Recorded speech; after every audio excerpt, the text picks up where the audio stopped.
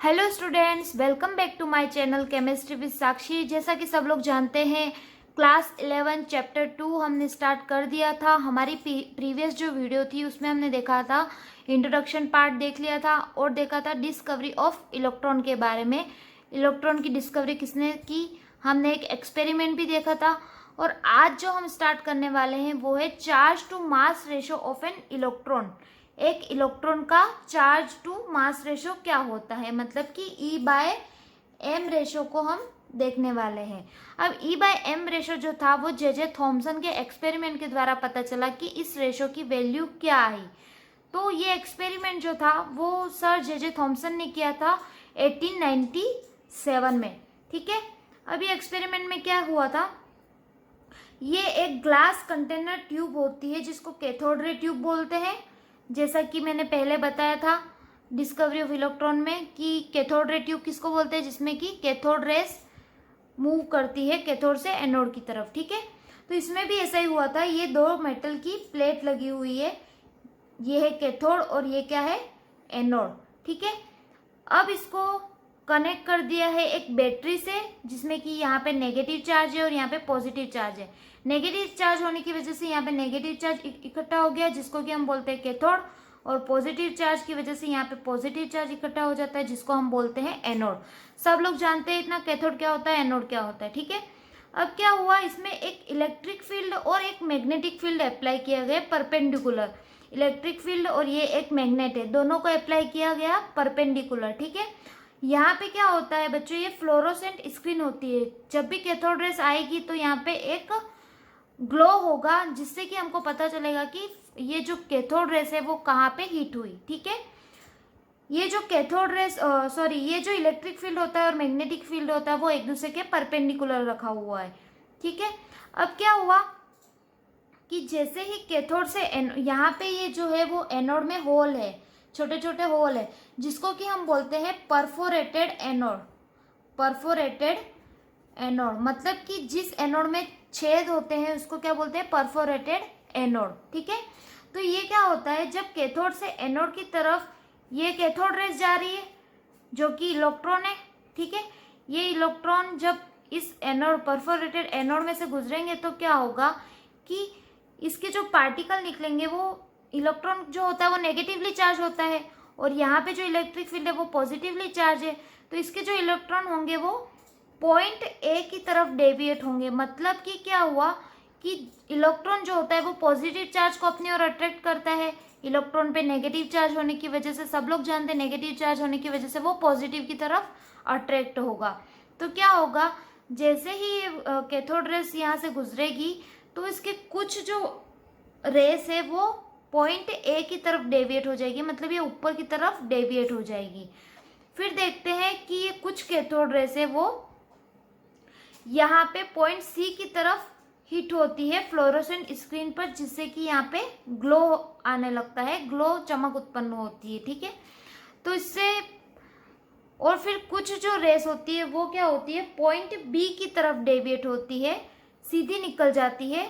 वो किस कारण होता है, जब हम बैलेंस करते हैं इलेक्ट्रिक फील्ड और मैग्नेटिक फील्ड को, तो बैलेंस करने के टाइम पे क्या होता है, कैथोड रेस जो होती है वो सीधी पॉइंट बी पे डेविएट होती है। मतलब कि जो फ्लोरोसेंट स्क्रीन पर यहाँ पे ग्लो होने लगता है तो पता चलता है कि ये जो कैथोड रेस है वो पॉइंट बी पे क्या हो रही है, हिट हो रही है। क्लियर है इतना बच्चों। जब हम इलेक्ट्रिक फील्ड अप्लाई करते हैं तो क्या होता है, वो पॉइंट ए की तरफ डेविएट हो जाती है, मतलब पॉजिटिव चार्ज की तरफ। जब हम मैग्नेटिक फील्ड अप्लाई करते हैं तो वो पॉइंट सी की तरफ डेविएट हो जाती है, मतलब नेगेटिव चार्ज की तरफ।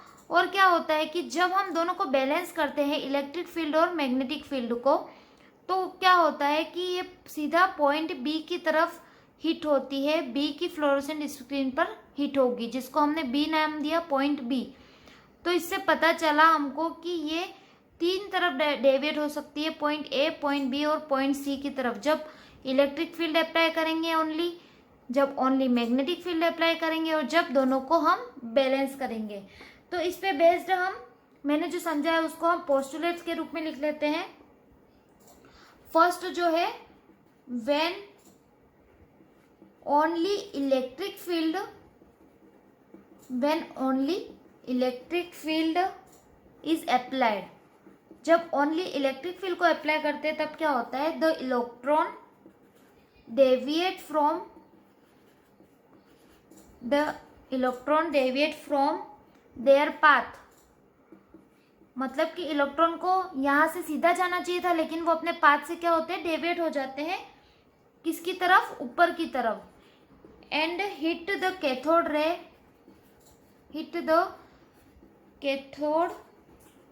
Ray tube at point A. ठीक है, क्लियर है। पहला पॉइंट क्या है, when only electric field is applied, मतलब कि सिर्फ इलेक्ट्रिक फील्ड अप्लाई करेंगे तो इलेक्ट्रॉन जो होंगे वो क्या करेंगे, डेविएट हो जाएंगे अपने पाथ से पॉइंट ए की तरफ। सेकेंड जो है, when only magnetic field is applied, जब क्या होगा, only magnetic field is applied, electron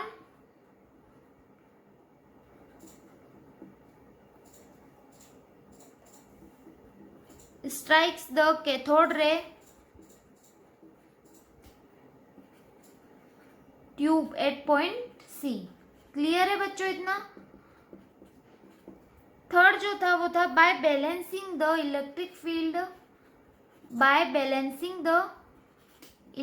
filled and magnetic field, जब हम इलेक्ट्रिक फील्ड और मैग्नेटिक फील्ड को बैलेंस करेंगे तब क्या होगा, they hit the screen at point B. Clear है, तीनों पॉइंट मैंने पहले ही डायग्राम में बता दिए थे कि जब इलेक्ट्रिक फील्ड अप्लाई करेंगे तो जो कैथोड रे होगी वो पॉइंट ए की तरफ डेविएट होगी, जब मैग्नेटिक फील्ड अप्लाई करेंगे तो क्या होगा, ये जो इलेक्ट्रॉन होंगे वो पॉइंट सी की तरफ डेविएट हो जाएंगे, और जब बैलेंस कर लेंगे हम इलेक्ट्रिक फील्ड और मैग्नेटिक फील्ड को तो क्या होगा कि वो फ्लोरोसेंट स्क्रीन पर पॉइंट बी की तरफ, मतलब सीधे पॉइंट बी की तरफ क्या होगी, हिट करेगी या फिर ग्लो करेगी वहां पे। क्लियर है बच्चों, ये एक्सपेरिमेंट जे थॉमसन के द्वारा किया गया था 1897 में। सबसे पहले इसका स्क्रीनशॉट ले लीजिए, फिर हम आगे बढ़ते हैं कि ये जो इलेक्ट्रिक फील्ड और मैग्नेटिक फील्ड की प्रेजेंस के कारण जो ये डेविएशन होता है वो किस पे डिपेंड करता है, और हम E बाय M रेशो को देखेंगे।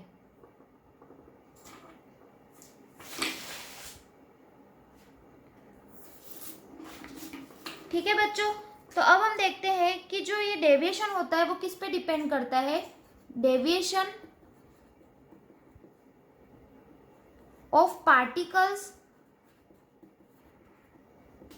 From there path depends upon, किस किस पे डिपेंड करता है ये डेविएशन। फर्स्ट तो है द मैग्नीट्यूड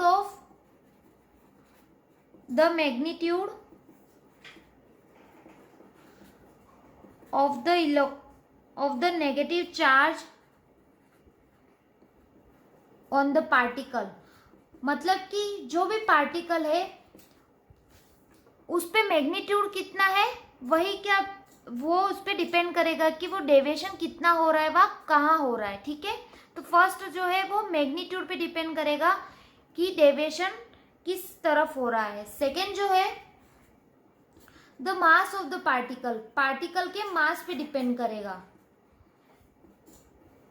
मतलब कि क्या हुआ, जितना लाइट पार्टिकल होगा उतना ग्रेट डिफ्लेक्शन होगा, मतलब कि 1 बाय मास पे डिपेंड करेगा, ये इनवर्सली प्रोपोर्शनल होगा, जितना कि लाइट पार्टिकल होगा उतना ही क्या होगा, ये डिफ्लेक्शन ज्यादा शो करेगा। ठीक है, थर्ड जो डिपेंड करता है वो the strength of electric field and magnetic field. ठीक है, किस पे डिपेंड करेगा कि इलेक्ट्रिक फील्ड और मैग्नेटिक फील्ड की स्ट्रेंथ पे। तो ये जो डेविएशन होता है इलेक्ट्रॉन का अपने पाथ से वो तीन चीजों पे मेनली डिपेंड करता है, एक तो magnitude of the negative charge of the particle, second जो है the mass of the particle, और थर्ड जो है the strength of electric field and magnetic field. Clear है बच्चों इतना। अब हम देखते हैं ये सारे एक्सपेरिमेंट किया जे थॉमसन ने, तो उसके द्वारा उसका कंक्लूजन क्या निकला, उन्होंने क्या पता लगाया, E by M ratio. E by M ratio क्या होता है, charge by mass ratio. E by M ratio जो निकाला वो था 1.6 1.7588820 मल्टीप्लाई बाय 10⁻11 कूलम पर केजी। क्लियर है बच्चों? तो m जो होता है वो क्या होता है, मास ऑफ इलेक्ट्रॉन। m क्या है यहाँ पे, मास ऑफ इलेक्ट्रॉन। E जो है वो चार्ज ऑन इलेक्ट्रॉन, ठीक है। और इसकी जो यूनिट होती है वो क्या होती है, कूलम पर केजी, ठीक है। मास की केजी होती है और इलेक्ट्रॉन पे जो चार्ज होती है उसकी क्या यूनिट होती है, कूलम पर केजी, ठीक है। तो अब जो E बाय एम रेशो होता है वो किसी गैस या फिर किसी मेटल पे डिपेंड नहीं करता है। मतलब कि अगर जो इसमें इस कंटेनर में कोई भी गैस चेंज कर दे तो E बाय एम रेशो जो होगा वो फॉर एनी गैस क्या होगा, हमेशा कांस्टेंट, मतलब हमेशा सेम रहेगा। E बाय एम रेशो यही रहेगा 1.7588820 मल्टीप्लाई बाय 10⁻11, ठीक है। अब जे थॉमसन ने E बाय एम रेशो का तो बता दिया, लेकिन चार्ज क्या है इलेक्ट्रॉन पे या उसका मास क्या है वो अलग अलग नहीं बता के उसने E बाय एम रेशो को एक्सपेरिमेंट के द्वारा पता लगा लिया। लेकिन हमको क्या जानना है, इलेक्ट्रॉन पे चार्ज क्या होता है और मास क्या होता है। Charge on the electron, charge on the electron को देखने के लिए, मतलब एक इलेक्ट्रॉन पे चार्ज कितना होता है वो देखने के लिए एक साइंटिस्ट थे मिलिकन, जिन्होंने एक एक्सपेरिमेंट किया जिसके द्वारा किसी भी इलेक्ट्रॉन पे कितना चार्ज होता है या कितना मास होता है वो निकाला इस एक्सपेरिमेंट के द्वारा। देखो बच्चों, मैंने यहाँ पे एक डायग्राम बना रखा है। ये जो मिलिकन का एक्सपेरिमेंट है, ऑयल ड्रॉप एक्सपेरिमेंट बोलते हैं इसको। ये जो एक्सपेरिमेंट है बच्चों, ये 11th की केमिस्ट्री के लिए इतना इंपॉर्टेंट नहीं है, आपके फिजिक्स में भी आने वाला है।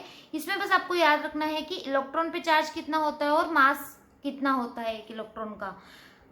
तो यहाँ पे एक एक्सपेरिमेंट किया मिलिकन ने। ये एक एटोमाइजर लगा हुआ होता है। एटोमाइजर क्या होता है बच्चों, जैसे कि कोई भी स्प्रे की बोतल होती है जिसमें क्या होता है, पानी हम बाहर निकाल सकते हैं कुछ बूंदे, उसी प्रकार से ये एटोमाइजर होता है जिसमें कि यहाँ क्या भरा हुआ होता है, ऑयल था, ठीक है। ये क्या था, माइक्रोस्कोप, जिसके द्वारा हम इस पूरे चैम्बर में ऑयल ड्रॉप का मोशन किस प्रकार से हो रहा है वो देखने के लिए यहाँ पे क्या था, माइक्रोस्कोप। ये जो होती है वो ऑयल ड्रॉपलेट्स कहलाती है।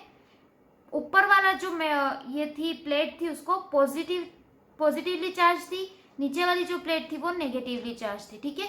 इसको एक बैटरी के द्वारा कनेक्ट कर दिया गया था, जहाँ पे यहाँ पे पॉजिटिव चार्ज था, यहाँ पे नेगेटिव चार्ज था। यहाँ पे बच्चों एक्सरे था जिसके द्वारा हम क्या कर सकते हैं, आयोनाइज कर सकते हैं पार्टिकल को, ठीक है।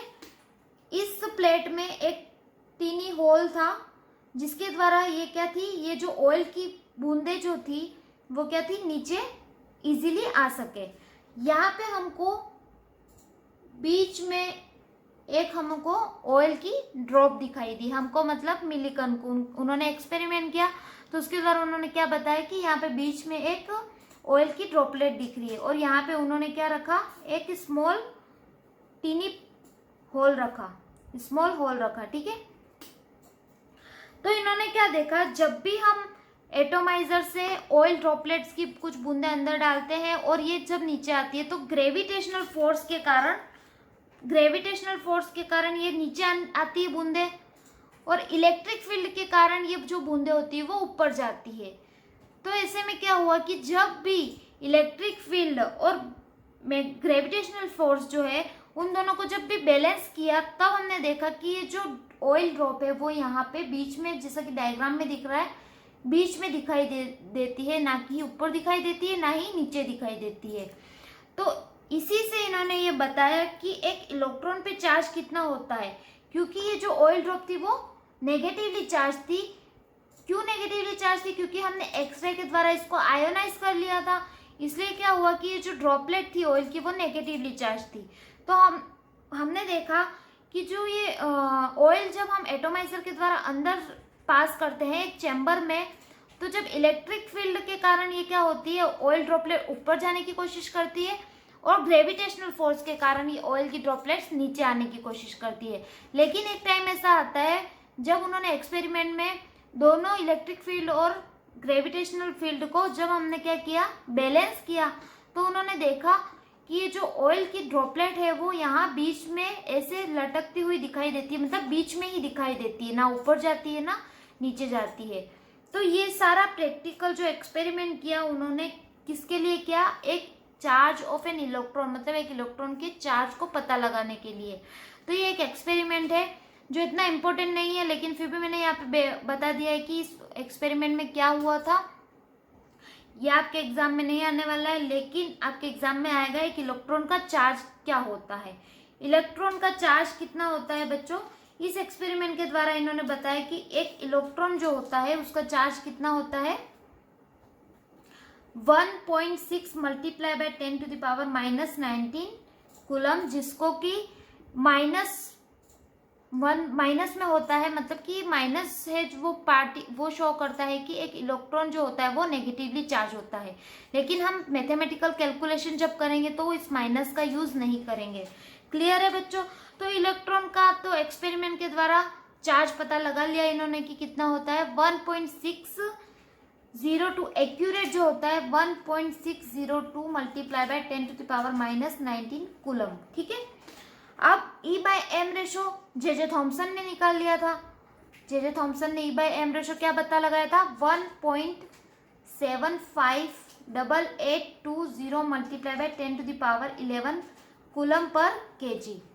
अब क्या हुआ, जब हमें इलेक्ट्रॉन पे चार्ज पता चल गया, जब हमें E/m रेशो पता चल गया, तो हम इजीली मास पता लगा सकते हैं मैथमेटिकल कैलकुलेशन के द्वारा। अगर हम E डिवाइड बाय E/m करें तो E से E कट जाएगा तो m की वैल्यू आ जाएगी, मतलब कि हमारे पास एक इलेक्ट्रॉन का मास आ जाएगा। तो अब इलेक्ट्रॉन पे चार्ज कितना है, 1.602 multiply by 10⁻⁻19 coulomb divided by 1.75880 multiply by 10⁻11 coulomb पर केजी। ठीक है। ये जब इसको सॉल्व करने पर हमारे पास आएगा 9.1 मल्टीप्लाई बाय 10⁻31 केजी। क्लियर है बच्चों। तो यहाँ पे हमारे पास क्या आ गया, एक इलेक्ट्रॉन का मास। तो इस प्रकार से बच्चों जे थॉमसन ने क्या किया, E/m रेशो को निकाला। फिर उसके बाद मिलिकन साइंटिस्ट आए जिन्होंने ऑयल ड्रॉप एक एक्सपेरिमेंट किया। इस एक्सपेरिमेंट के द्वारा उन्होंने क्या बताया, एक इलेक्ट्रॉन पे चार्ज कितना होता है, एक इलेक्ट्रॉन का मास कितना होता है। तो बेसिकली इस पूरे में आपको तीन चीजें जो मोस्ट इंपोर्टेंट याद रखने की है, एक है E/m रेशो कितना होता है, जे थॉमसन का experiment obviously, E/m ratio, electron पे चार्ज कितना होता है, और एक इलेक्ट्रॉन का मास कितना होता है। क्लियर है बच्चों कि जे थॉमसन ने क्या एक्सपेरिमेंट किया, उन्होंने किस प्रकार से E/m रेशो निकाला। ये एक एक्सपेरिमेंटल वैल्यू है, ये आप लोगों को याद रखनी होगी, E/m वैल्यू। ठीक है। और इलेक्ट्रॉन पे चार्ज कितना होता है, मोस्ट इंपोर्टेंट, ये आपको याद रखना है, 1.602 मल्टीप्लाई बाय 10⁻⁻19 कूलम। ठीक है। एक इलेक्ट्रॉन पे चार्ज कितना होता है, 9.1 मल्टीप्लाई बाय 10⁻31 केजी। मतलब कि हमने एक पूरे इलेक्ट्रॉन की डिटेल पता लगा ली कि E/m रेशो क्या होता है, इलेक्ट्रॉन पे चार्ज कितना होता है और मास कितना होता है। तो बच्चों आज के लिए बस इतना ही। हम नेक्स्ट वीडियो में पढ़ेंगे discovery of proton and neutron. और मेरी वीडियो अगर पसंद आई हो तो please like, share and subscribe to my channel. और तब तक के लिए बाय बच्चों।